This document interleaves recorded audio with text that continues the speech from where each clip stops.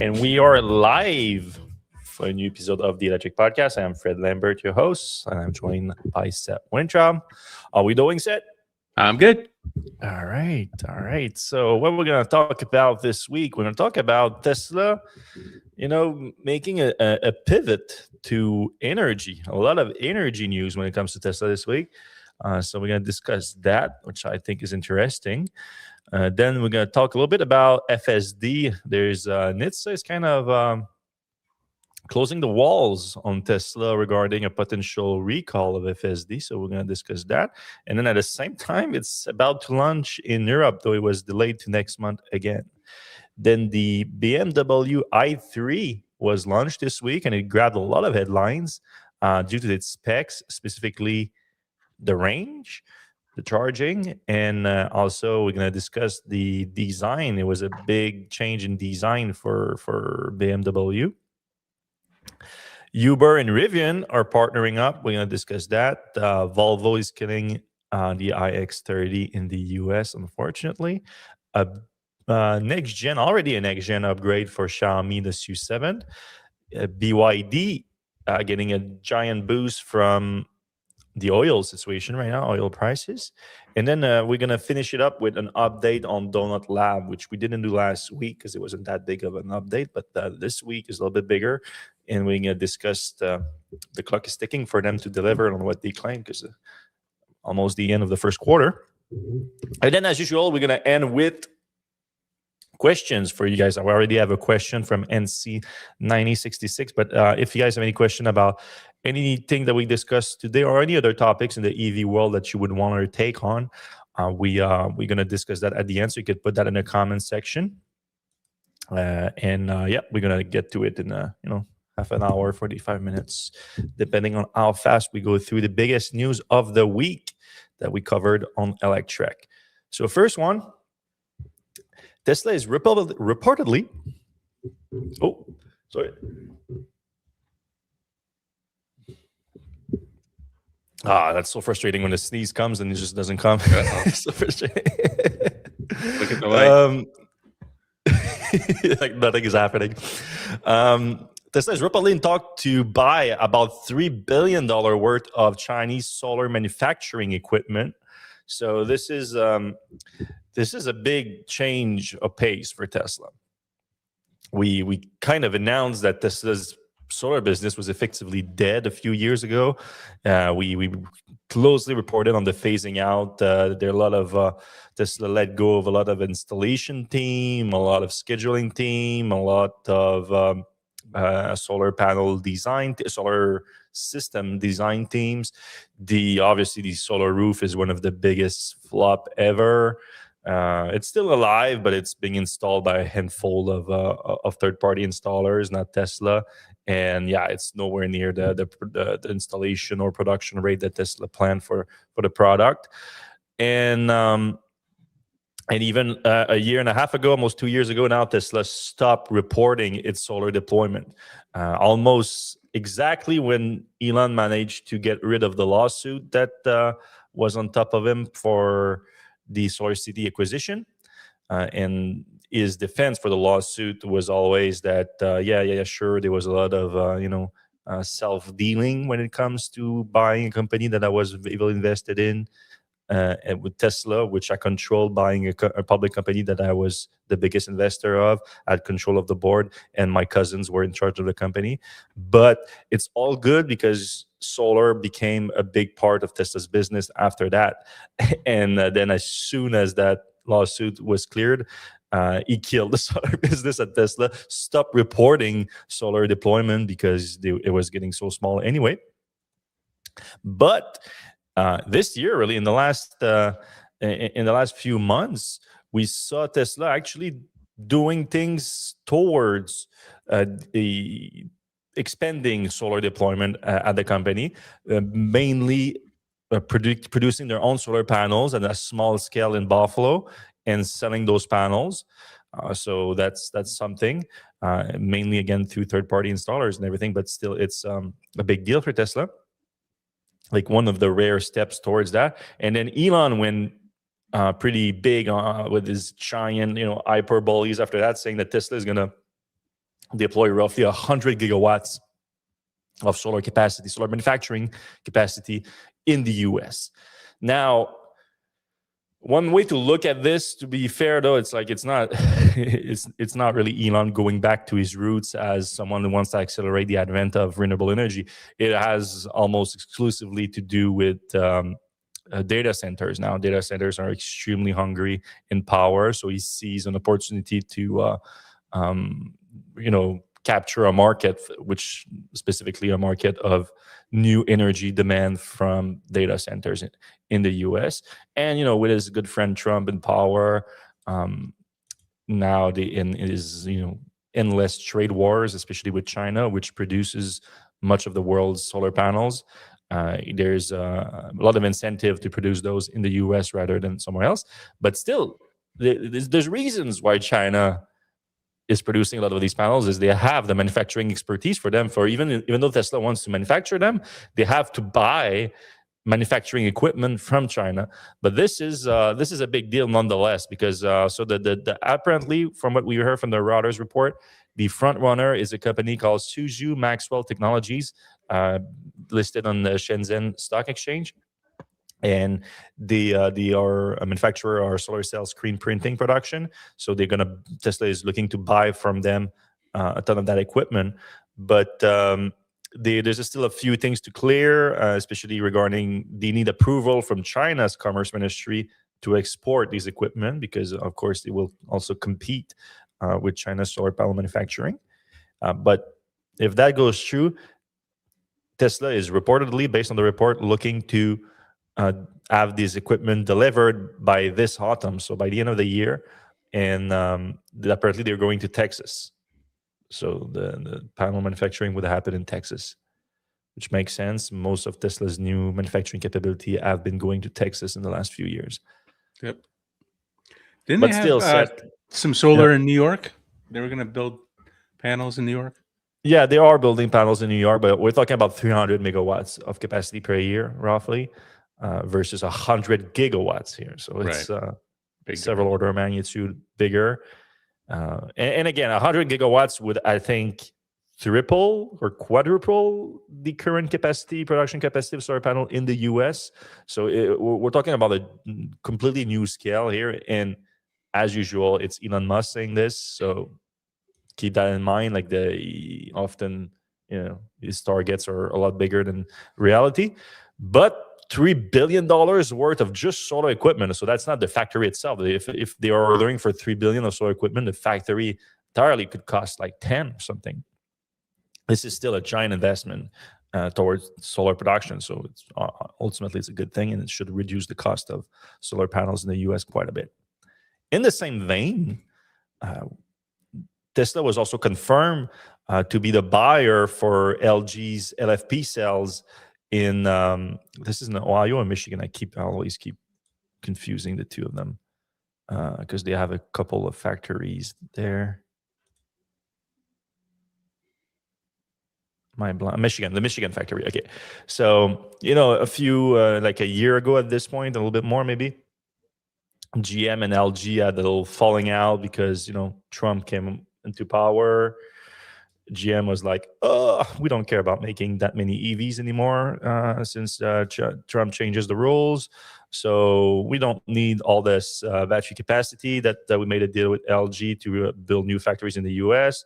So they basically, divided things out. You get a factory, we get a factory. And then LG with its factory in Michigan was like, figure out what you want to do with them. And then there was a rumor that a specific company last year was looking to buy out all the capacity, a $4.3 billion deal, LFP cell capacity. We reported that we believe that this was Tesla. And now it was confirmed through U.S. government officials this week that Tesla is indeed the buyer. So these will be LFP cells made in Michigan, specifically used for Tesla's Megapack production in the US. So these are cells for energy.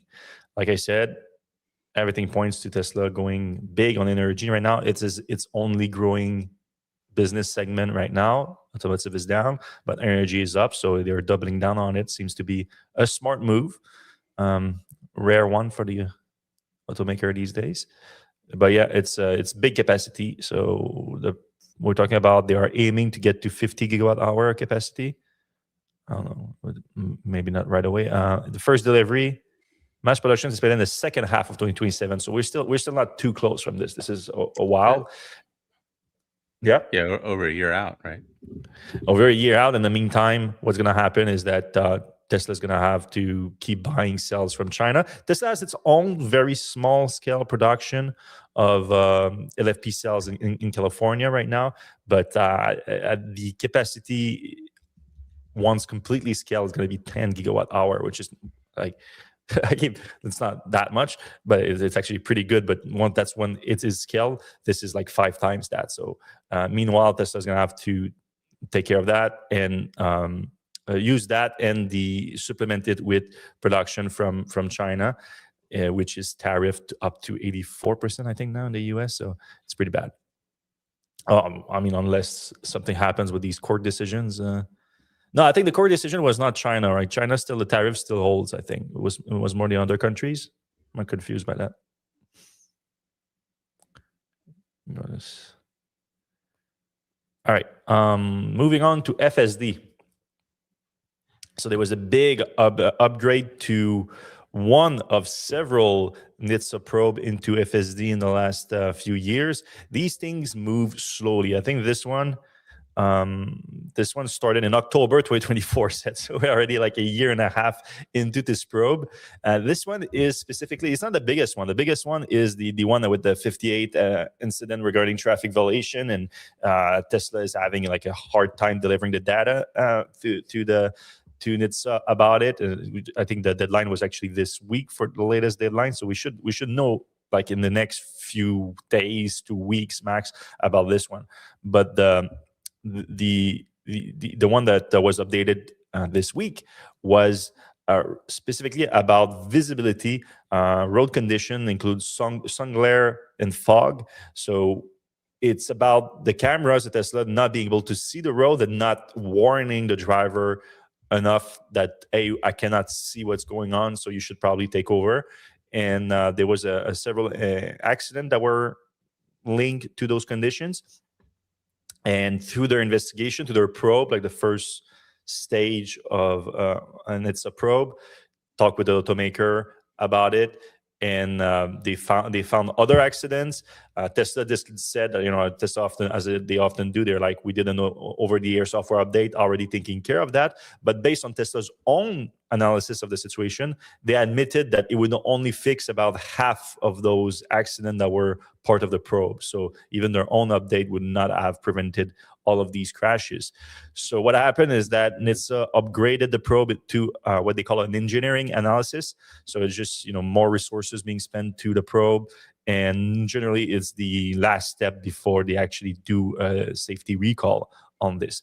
Also extended, because of the new incident that were added, they extended the coverage of the probe to 3.2 million vehicles in the US. So I assume that's pretty much every vehicle that has like autopilot hardware 2.0 and up, I would assume. Yeah. Okay. What else to say about that? Yeah, so that could actually lead to a recall in the next, I mean, these things can take another 18 months, really. So it could never happen. They could fix it before then. They could be like a recall, but the OT update might have already happened before that. There's a lot that could happen from this. And like I said, this is not the biggest one. The biggest one is the traffic violation one that is also ongoing, and we should get an update on that in the next few days. Meanwhile, while this is happening in the US, Tesla is pushing hard to get FSD launch in Europe. And it was supposed to happen today, March 20th. But, as usual, it's not really the case. What happened is that last year, Elon said, actually in January, Elon said that Tesla would get approved in March, by the end of March in Europe for FSD.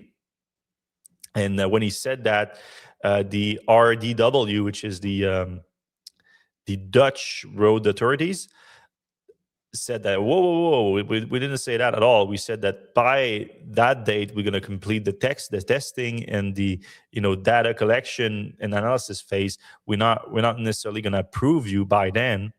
And sure enough, what happened today is that Tesla announced that they have finished this process, but now they have to review all the documentation and test result to move forward.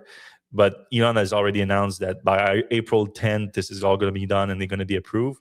So let's see about that. The story tells us that it might be a little bit more complicated. And that's for the Netherlands. But the way it works in the EU is that once an exemption to the rules is approved, in this case by the RDW in the Netherlands, then FSD can launch in the Netherlands, and then other countries can decide whether they adopt the same exemption as and then just transfer it over. So it simplifies the process to go, Europe-wide. And they expect that that's going to happen by the end of this summer. So we're still a few months away from a true launch of FSD throughout Europe, but getting closer a step at a time. And this is obviously Tesla's hope. Elon has described this as like the main issue for Tesla in Europe. That's what's preventing them to grow their cell, actually stop the bleeding, because the cells have keep being going down. So it's more about stopping the bleeding and then maybe trying to claw their cell back into a higher level of cells over 200,000 units per year. Still pretty far from their peak at 300,000 units a year. But I don't personally see that happening, just because even in the US, which has had FSD for a long time, the take rate is, high teens, maybe something close to that. So to go from how does a product that's only, less than 1 in 5 people buy gonna really boost your sale? Maybe this is gonna have like a 10 to 20% boost on sales, but it's just going to stop the bleeding basically in Europe. It's not going to help that much. And then also at the same time, I think there's like a kind of a negative effect that comes out of this. We've seen it in Australia set when Tesla launched FSD last year, where people who've been waiting, in the case of Australia, let's say that some of them have been waiting for, at that point, almost 10 years. Yeah, 10 years. Some of them 10 years since they announced the self-driving was coming, and you could buy a car that was supposedly gets self-driving coming. But you're right, 5 years since it actually launched in the US. But then they were told that they would get unsupervised self-driving, and then they wait this 10 years or 5 years or whatever, and then they get FSD, which is still supervised, and they're like, we waited all this time for that. So there was a little bit of a backlash, and some lawsuits already in Australia regarding that. All right, let's move on from Tesla. Let's talk about the BMW i3. So did you follow the launch? I did afterwards. Yeah, and watched the commentary. But I guess my better question was like, did you get a sense of the impact it had? Because it had a pretty big impact, it looks like. Yeah, it was strangely, for a sedan, it was strangely followed. I got a lot of. Yeah, you're right. For a sedan specifically, I had a bunch of people reach out to me, were like, "Hey, did you see that? That's pretty big." And yeah, the big thing is like moving to a 800-volt system, 400 kilowatt charging on that thing. Over 400 miles of range, which is huge. So all great things, great efficiency, great charging, and a brand new look set. Look at this. The beaver teeth kidney grill is gone. Yeah, it's weird. Yeah. How do you feel about it? It's funny because like when you think of the i3, you think of that like weird mobile, that tall thing. So they're gonna have to do a little bit of marketing to kind of shake people's. We talked about the i3 was launched in China a while back. It didn't look like this, but it was a sedan. Yeah. So not entirely new, but it's good to see this. I also see this as like, the Mercedes CLA is also a very compelling, next generation, like, as good as Tesla and beyond, kind of, charging, software, battery, range, all the things that, we kind of expect from like a very modern EV. So this is kind of like in that same vein, I think. Yeah, that's a good point. I like the CLA comparison. This is I'm curious about the pricing. I don't think we have pricing yet, unless I missed it, but it's going to make a big difference. So the obviously the look a lot more palatable than the original i3, like you said, but also a completely different vehicle. Like it's just a different form factor. They just reuse the name, but this is like what 3 Series electric was always supposed to be. But the big kicker is obviously it's the range, because in Europe, WLTP, they're going to be able to advertise this as up to 900 kilometers, 559 miles, which is massive. Obviously, realistic range is closer to 440 miles, I think, on the EPA, but still, this is still massive.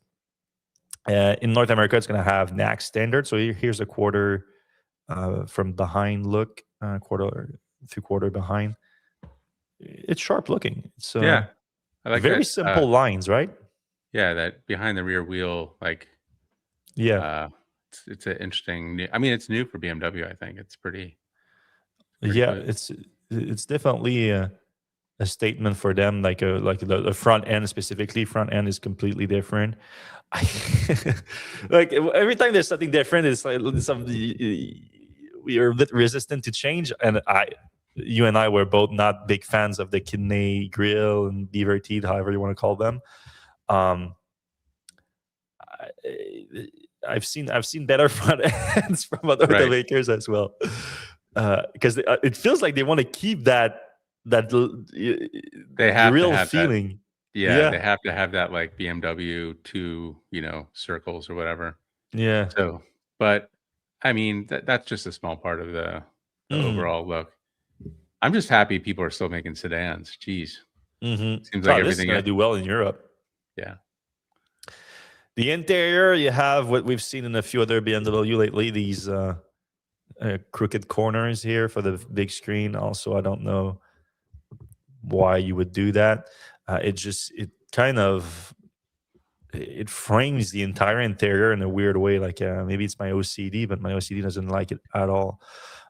These screens here in the back are becoming increasingly more popular in China specifically, and I do like them. Especially in the YU7 from Xiaomi, I've used it. I've driven it with that, and I do really like this. Like it's a good compromise between that and heads-up display. So instead of having an instrument cluster or an heads-up display, you have this thing here, and it works very well, and also can add information for passenger side too. It's I like it a lot.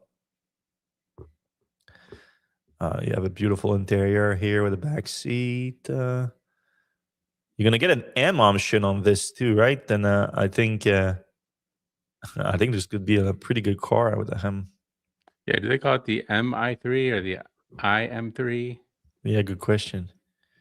Well, I think also BMW does. Yeah, not to get confused with the actual M model versus like a M option package on an i3 model, which is going to give you more aggressive sports feature, but not an actual change to suspension, powertrain, etc. So this is starting production in Germany in August. Deliveries start in autumn. It's going to arrive in the US this summer. Can't be this summer. Next summer. Yeah, that makes sense. Because so set to arrive this summer, so that's going to be Europe as well, I would assume. But the price, MSRP, expected to be around $60,000. So it's still not cheap either. Not cheap. Yeah, so it's not going to really compete with like the Model 3 and things like that. It's going to be probably more a CLA competitor. All right, but great addition nonetheless from BMW. Uber and Rivian had been news this week. They are partnering on bringing the R2 as robotaxis on Uber's fleet with a deployment of up to 50,000 R2s. And at the same time, they're doing an investment into Rivian. So Uber is investing into Rivian. And so it's going to be up to $1 billion, but it's in trenches, I heard. So yeah, to begin, Uber has committed to an initial investment of $300 million, subject to regulatory approval. Verge said it's willing to invest up to 1.25 billion through 2030, contingent on achieving specific autonomous milestones by specific dates. So yeah, we know that Rivian has its Autonomy Plus package now. All the R2s are equipped with a very extensive software and hardware suite that's going to improve over time through software update, much like Tesla's FSD. It's a competitor to Tesla FSD, and right now it doesn't have all the same capabilities and all the same performance, but it's getting pretty decent. And Rivian is investing heavily in that, and by the end of the year should have a competing product. And then through the next few years, they're going to release increasingly higher level of autonomy. And as they do that, Uber is going to keep investing more and also buy some R2s for robotaxi deployment in the US. Similar deal to Lucid and Uber did last year or earlier this year. I don't remember the exact timing. However, the Lucid deal was also with Nuro. So Nuro provides the self-driving technology and add also a hardware on top of the Gravity for that. So Rivian kind of plays the role of Lucid and Nuro in this deal, similar deal with Uber.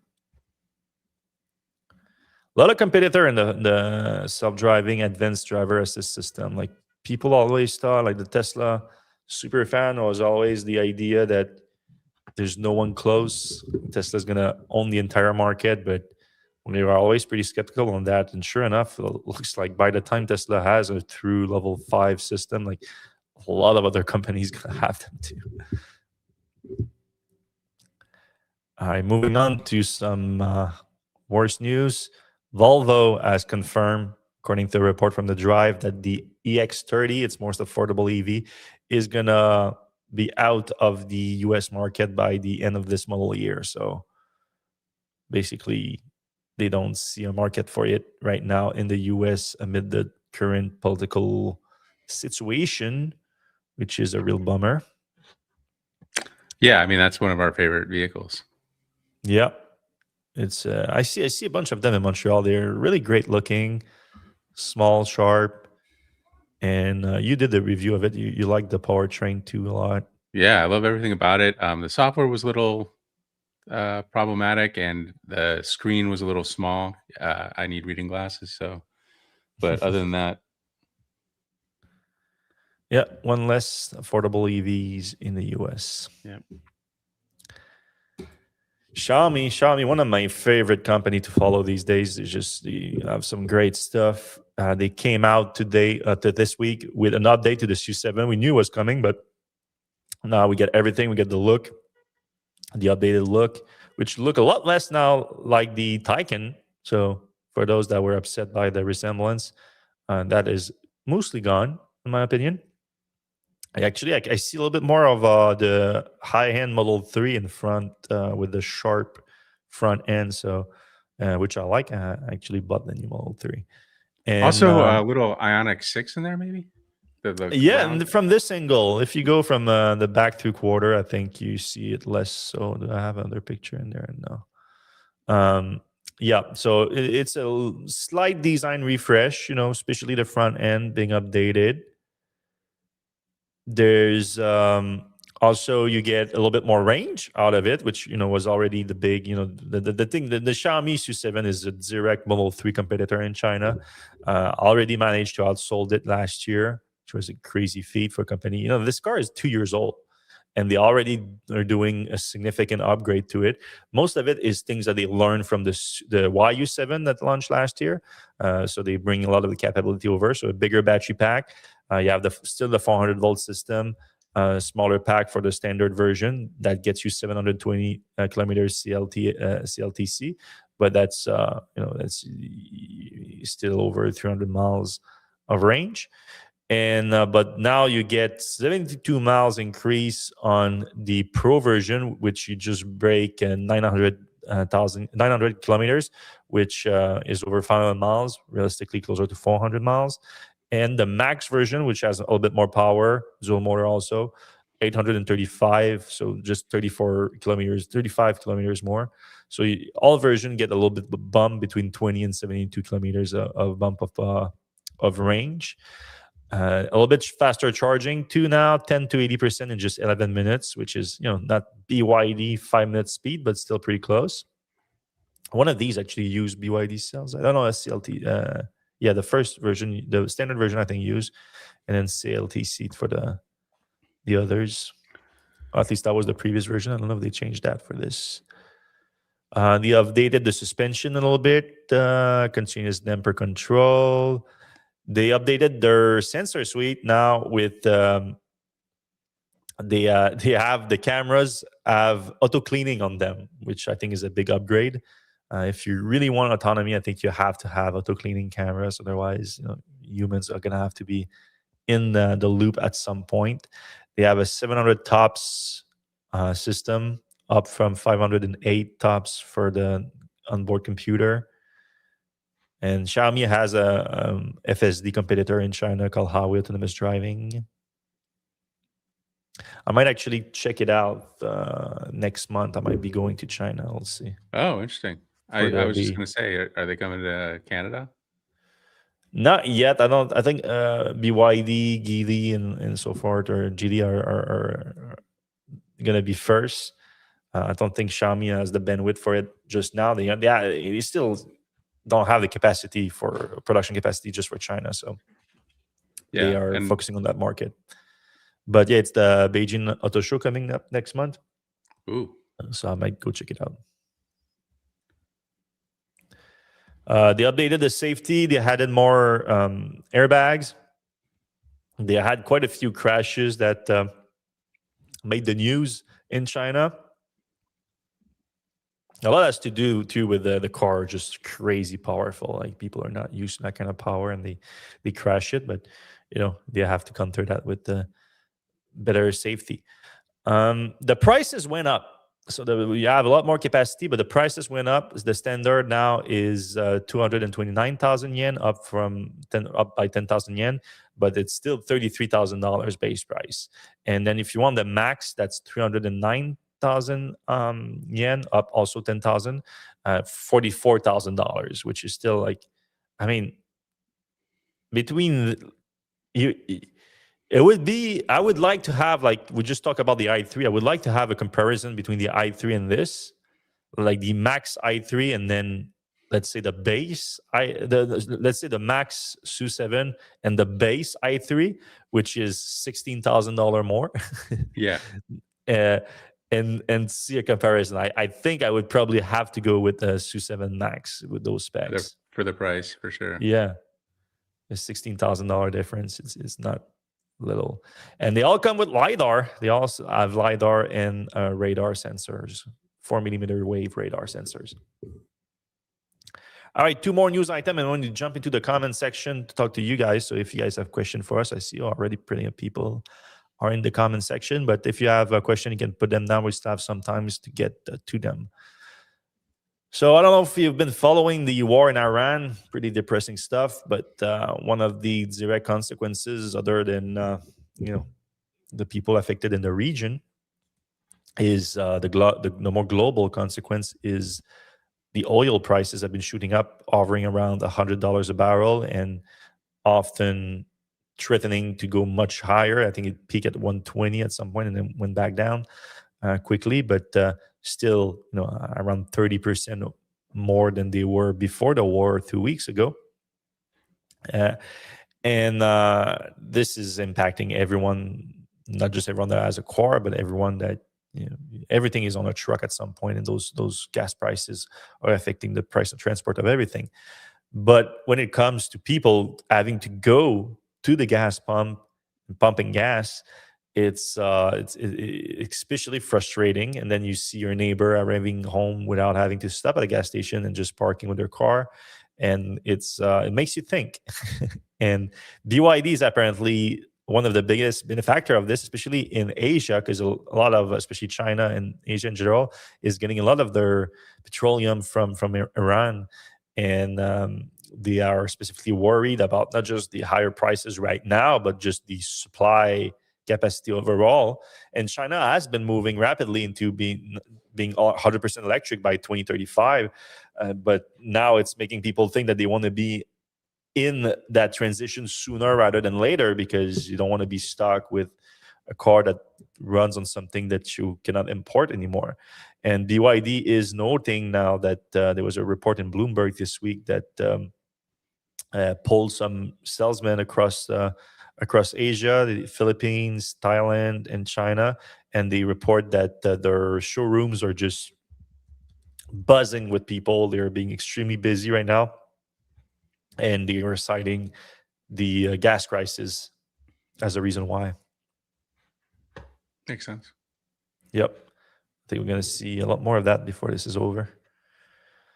All right, a quick update on Donut Lab. Nothing crazy again this week. The last 2 weeks, so for people who have been following, Donut Lab, miracle battery that's supposed to have 100,000 cycles, 400 watt-hour per kilogram of energy density, charges in 5 minutes. First solid-state battery in production, in the production vehicle. And unveiled at CES this year, and supposedly going to be inside the Verge motorcycle, shipped by the end of the quarter, which is a week and a half away at this point. So something's going to happen. It has to happen now.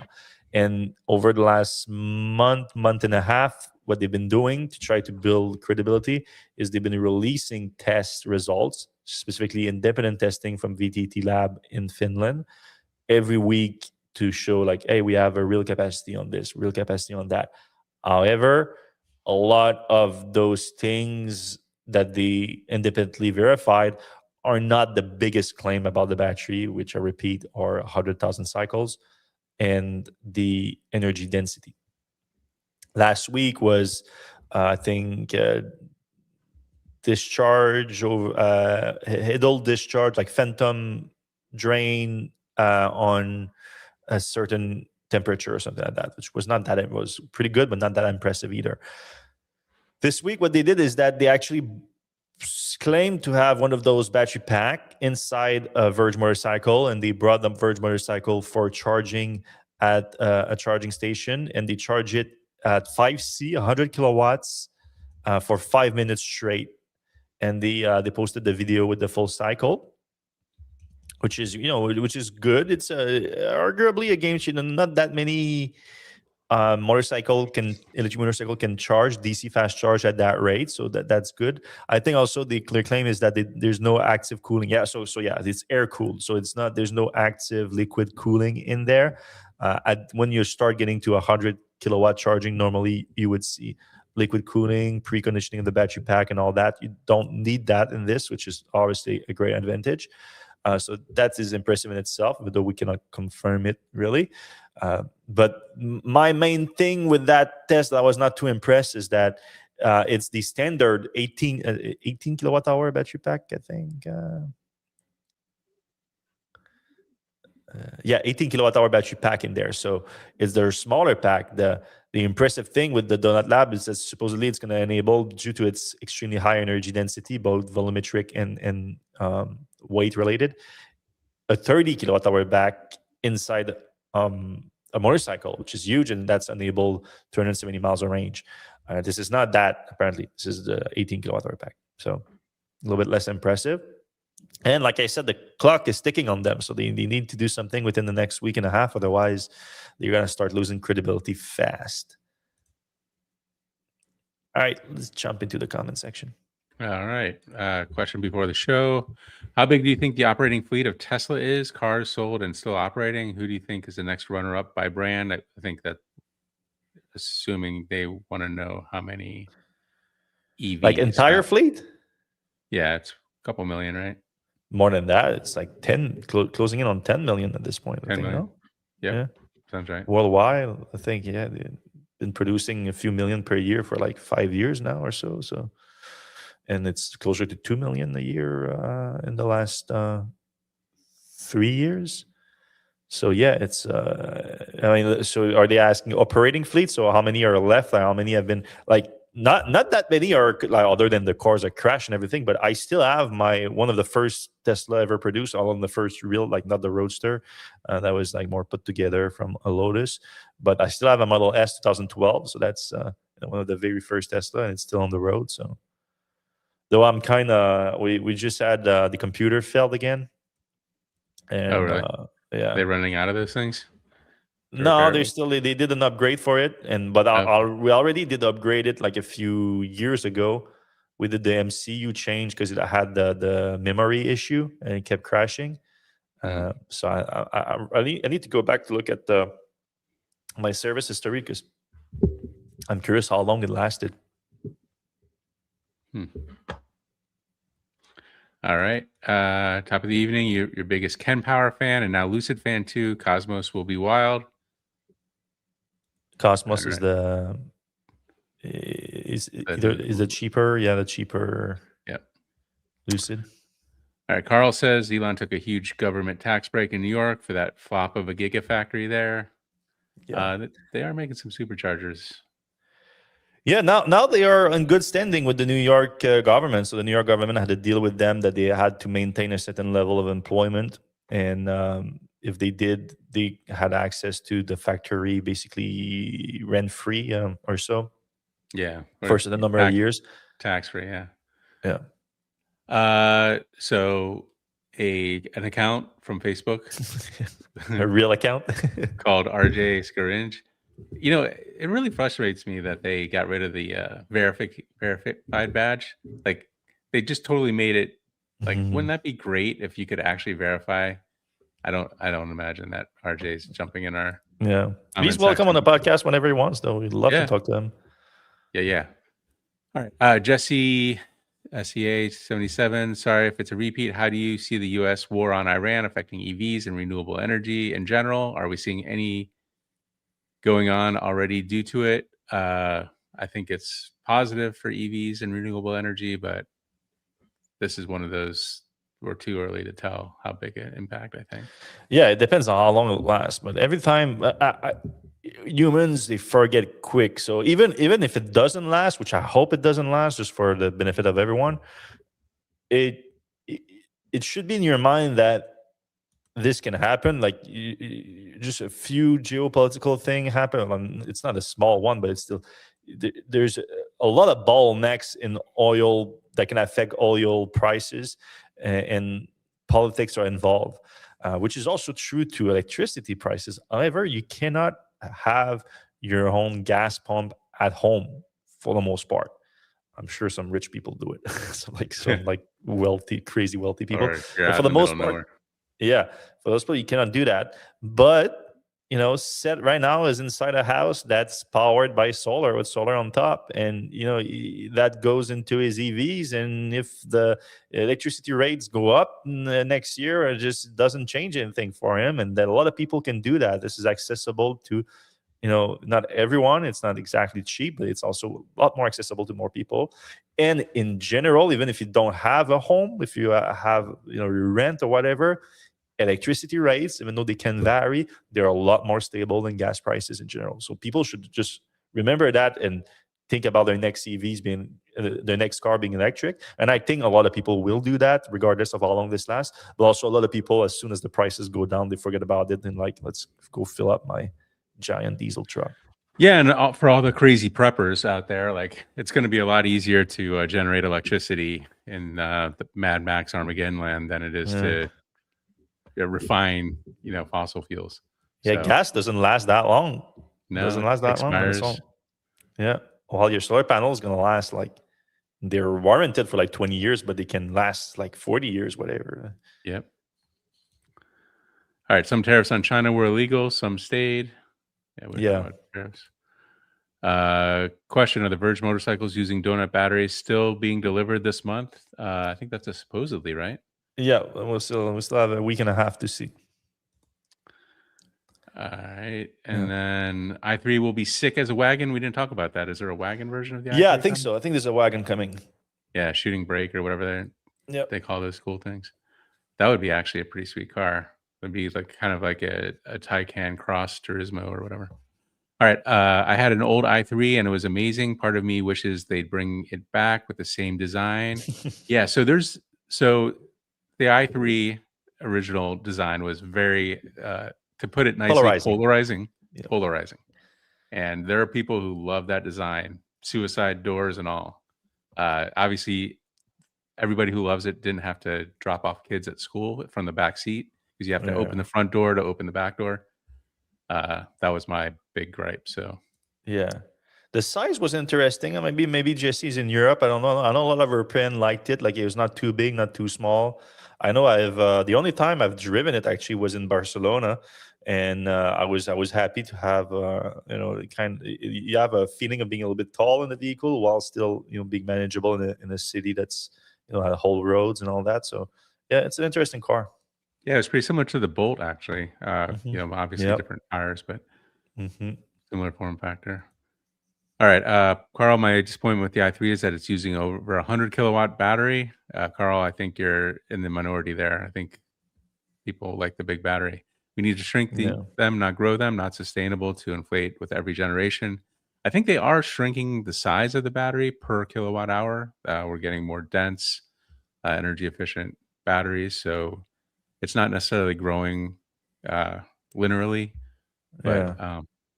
I agree with Carl as a principle. Like efficiency is way better than just jamming more batteries inside a car.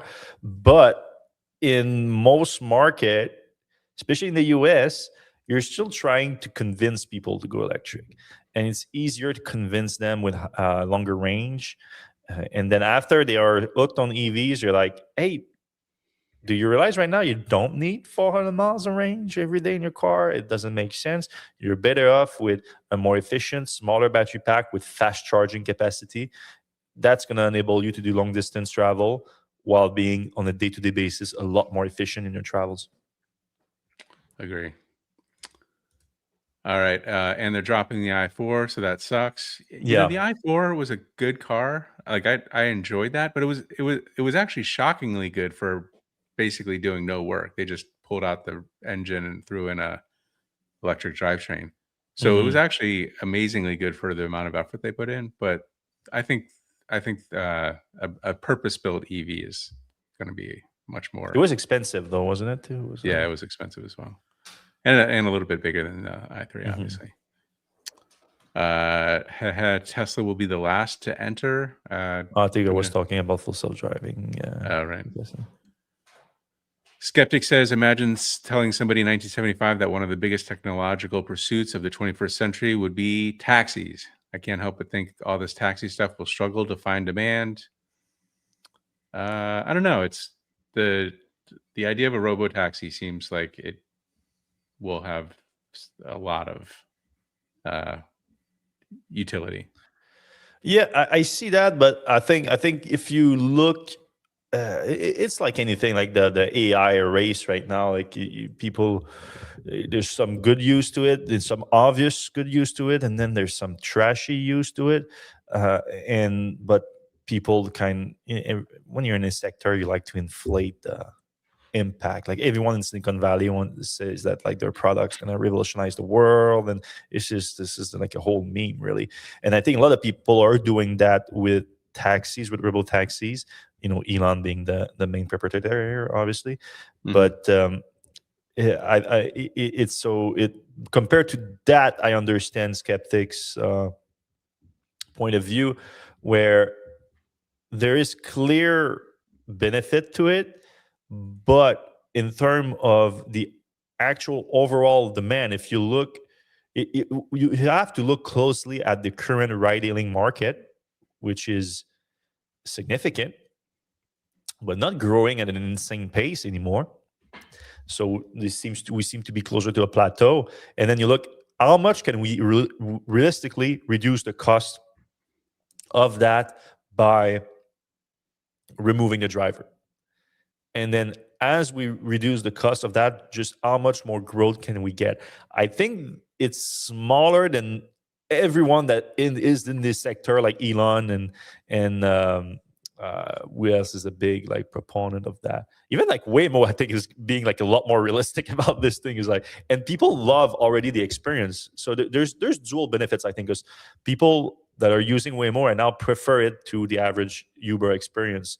So there's an advantage there, but it's expensive right now, and the price will come down. So as it comes down, obviously it's going to be way more popular, and it's going to swallow ride hailing at some point. But is it gonna? How much more can it grow ride hailing? I just probably like a 2x, maybe 3x. I don't know, but not like 10x like Elon claims right now. Right. Do you think RJ is following Elon off the cliff of moving towards full autonomy, robotaxis, and now robotics? I think Rivian makes great vehicles that people want to drive. Yeah, I think Rivian's really focusing mostly on upping production and getting the R2 lineup and eventually R3 lineup going. But they're also, as you would have to do, moving toward autonomy and robotaxis. Yeah, there's a lot of people right now that will tell you, myself included, if I'm buying a car right now, I would want to have autopilot in it. I would have to have a very advanced driver assistance system in it. It is useful. I see benefits in it. I know there's a ton of problems with them, but the way I use it, I think I'm safe how I use it, and I I enjoy it. It makes driving longer distances, especially on the highway, easier, more relaxed. I arrive home a little bit more relaxed. I think there's an advantage of that. Um, so he knows that if he wants to sell a lot of cars, especially with the R2, that's going to be a more mass market vehicle, it would be an advantage for him to have that and compete on that front. I think that's it. And robotaxis, like if you're doing that, then might as well aim for the highest level possible, and then you see it get there. So I don't think with Tesla. The problem is that we've seen Tesla making compromise on the driving experience, on the features inside the vehicles because they thought autonomy was around the corner. Um, have we seen that from Rivian? I don't, not that I know of, nothing that I can think of. So to answer your question, I don't think so. And then the robotics part, so that he's referring to Mind Robotics, that spun off of Rivian. I mean, I think that's just smart business where they're not doing humanoid robots or anything like that, like Tesla. They developed some robotic technology for their own manufacturing. They're like, hey, this is actually something that other companies could use. So they are spinning that off so that they can actually sell that to people. That's it. I think not a concern for me regarding RJ. All right. My thing's a little frozen here. All right. Here we go. i3 is a Model 3 killer, 550 miles of range, 50K price range. I would wonder what the 300 miles range i3 would cost, 400-ish. And the i3X with almost 500 miles of range. I wouldn't say it's a Model 3 killer just because the price is a lot higher. Yeah, And it's closer to 60 to start now. right. But you're right, though. If they have like a 300-mile ones, rear-wheel drive with 40, Yeah. now you start to take away a lot of that, premium Model 3 stuff. Carl says Volvo dumping what is essentially a new, barely started model is a huge problem for them. I've seen 0 EX30s in San Diego. That's funny. I just saw an EX30 maybe like an hour ago here in New York. And I see plenty in Quebec. Yeah, and they're all-wheel drive, so maybe something you don't really need in San Diego is all-wheel drive. All right, BMW look like 100K cars, but half price. I'm glad Honda canceled the 100K electric Sony cars. That would be a massive flop against Rivian R2, Lucid, Cosmo, BMW i3, iX. Who would pay 100K? Is it canceled? The Sony Afila is done? I hadn't heard that actually. Yeah, that's news to me. I need to check that out. Elon told people a car could drive by sight, yet that car didn't have a front bumper camera to see directly in front of it. Now he started groupthink nonsense about humanoids. Yeah, Elon's got some issues. There's some truth to that for sure. I checked out the i3 subreddit, and all the i3 owners are pissed. They slapped the name on that new car. Oh, come on. People, they can do whatever they want with that. Like, all right. Do we have estimates outside Google searches if EVs are selling better in the US 2022? Google searches is not how you get. Yeah, it wouldn't be. And there's so many factors. I'm sure that it's helping right now, but from what we saw for the first like 2 months of the year in the US, sales are basically like half of what they were last year for EVs. I'm sure March is always better anyway, so maybe March catches up a little bit, and then what happened with the gas prices helping too. Skeptic says it'll be ironic if Trump's reckless stupidity ends up being a bigger factor for the EV adoption than the tax credits he canceled out of spite. That's a great point. I agree. Yeah, maybe, especially with the timing. When you think about it, because the timing for like boosted EV sales quite a bit in Q3 last year, Right. and Q4 wasn't that bad because of the they were really relaxed on the rules of like finally if you had ordered and placed a deposit, then you can get deliveries whenever you want. So Q4 wasn't that bad either, and now Q1 2026, where it would have really hurt. You have gas crisis, also engineered by mistake by Trump. So yeah, there's a definitely an argument to be made there. All right, we got some diesel truck stuff here, but let's move on. Yep, need those sweet MCS from Tesla and Kempower. All right, we got the Kempower guy in here.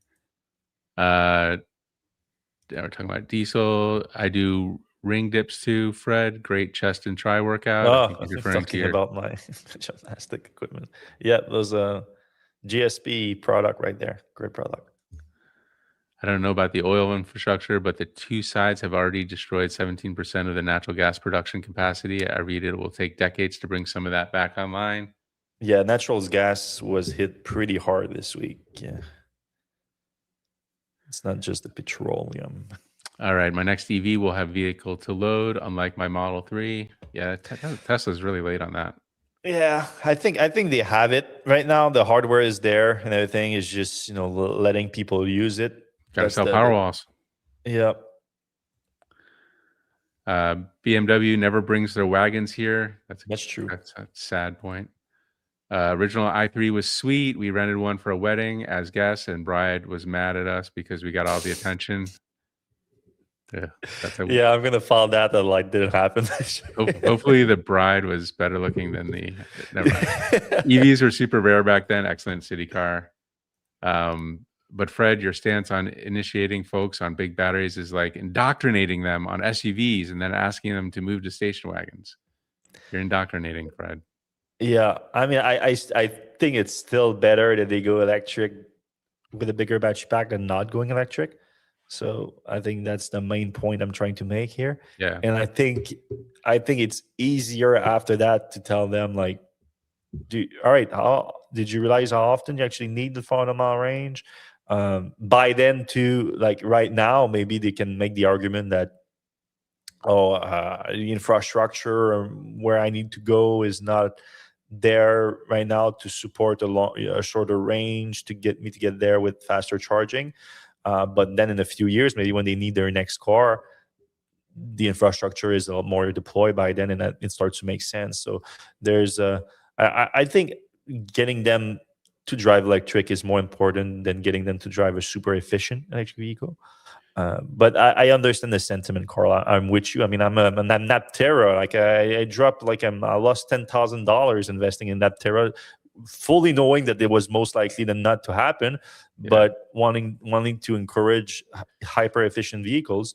So, yeah, I think I'm definitely with you on that. And people need a way to get into EVs. You can't just go from gas to EV very efficiently. So there's two ways, in my opinion, to do it. One is, plug-in hybrid. That's how I did it. I had a plug-in Prius. I had like 12 miles of EV range, but like, once you get comfortable with 12 miles of EV range, then pretty much any car is great. And then the other way is with a bigger battery than you actually need. So there's more. Yeah, and efficiency is going to improve overall anyway with better batteries. Like even an automaker that doesn't do anything for battery, like let's say BMW is like, we're done working on EVs. This is our i3 is the best we got. BMW is not meeting the cells in those batteries. The cells going to get better, more energy dense, and then lighter. They can put fewer of them in there and achieve the same range. The efficiency improve, and like it's going in the right direction. The important thing is going in the right direction, and then yes, there's things you can do to get there faster, but there's also going in the wrong direction, which is the US is always on the verge of doing when it comes to EVs, because 10% take rate right now on new car sales is just is just abysmal for an advanced nation like the US. Like, there is third world countries that are adopting EVs faster than the US, with way bigger infrastructure issues and all that. So, yep. Oh, something Couple that more. happened just today too, like Mexico, Xpeng is going to Mexico right now. So soon enough, like the US is going to be surrounded by EV nations, all electric nation. So let's see if the gas crisis does help right now. Otherwise, don't have my hopes up.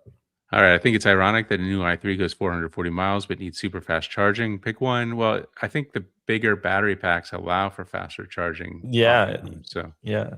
It's not a big one. Like a lot of automakers are like too. Like, why are you making like family vehicle drive 0 to 60 in 2.5 seconds? Like, it's like, well, I mean, you want the range. Well, the range also comes with a lot of power, so might as well give you access to that power.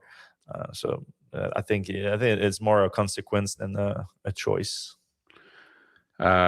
last thing is my i3 was when I lived in Utah. Snow tires made it amazing in the snow. Maybe BMW will hear the cries and bring back something like that. That's interesting because the i3 had some of the thinnest tires I've ever seen on a vehicle, although it was rear wheel drive, one of the big differences with the Bolt. Mhm.